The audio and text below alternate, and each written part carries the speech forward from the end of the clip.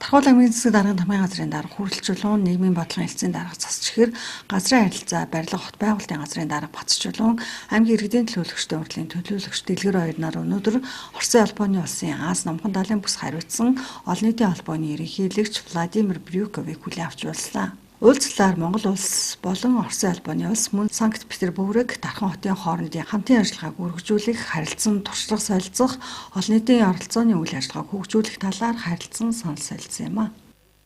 Как раз сейчас специально приехали в Дархан. Дахны барилгын холбоотой байгуулсан ажлын олонцын санал жижигхэн хүрээнд тийм ээ цааш зэрэгтэй барилгын салбар болон энэ хүрээнд ямархуу ажлуудыг хийх талаараа ажлуудаа тодорхой болгох нэгдүгээр, хоёрдугаар дээрээс нь бас барилгын салбараас гаднаас нийгмийн асуудлууд дээр бас бид нар бас яаж хамтаа ажиллаа өргөжүүлж болохоор Дархан аймаг нь өөрөө бас хөдөө аж ахуйн бус нутаг тийм ээ бус нутгийн хүрээнд бас одоогоор яг тодорхой хэмжээний ажил одоо эхлүүлдэг гэдэг санал байхгүйгаа ч гэсэн энэний хүрээнд бас цаашдаа ямархуу ажлуудыг хийж болохоор байна гэдэг дээр бас хамтран бас ярилцаж бас энэ нэгдийн ирсэн үйл ажиллагааныхаа хүрээнд бас тодруулж ажиллана гэдэг чиглэлтэй байна.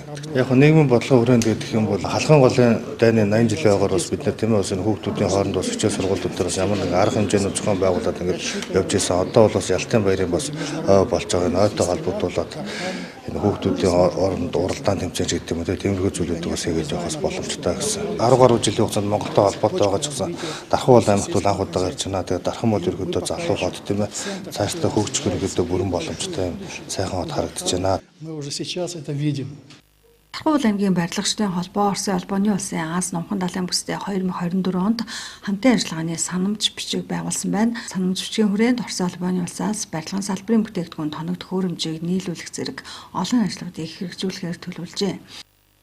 За бид нэр 2024 оны 9 сарын 5-нд одоо Оросын албаны улсын Санкт-Петербург хотод одоо Невский строительный форум гэдэг энэ форумд оролцоод тэгээ бас одоо өнөөдрийн Аз номхон далаа бүс хариуцсан энэ дипломат боломж ерөнхийлөгч Владимир Брюковтой харилцаа олгуулалтын санамж бичиг гэрээ байгуулсан байгаа.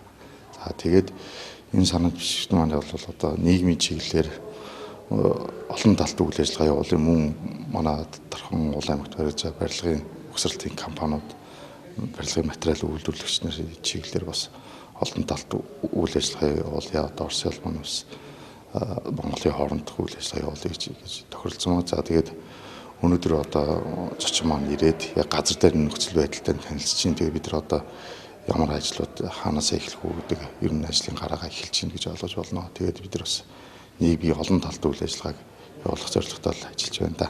Яг барилгын салбар дээр бол яг бас Оросын албаны улсаас одоо Оросторг гэдэг бид нэг чанартай материал байдаг шүү дээ. Зараад тийм яг тэрэн шиг Оростогоор хязгаарлагдахгүй бас өөр төрлийн ямар чанартай материалууд Оросын албаны улсаас нийлүүлж болох уу гэдэг тал дээр бас харилцаа сууж байна.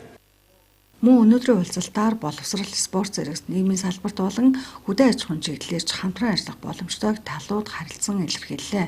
Ялтын баярын босгон дээр талуудын хийсэн уулзалтын үр дүн хамтын ажиллагааны хүрээнд цаашид харилцан ашигтай олон талт үйл ажиллагааг хэрэгжүүлнэ гэдэгт итгэлтэй байгааг талууд онцллоо.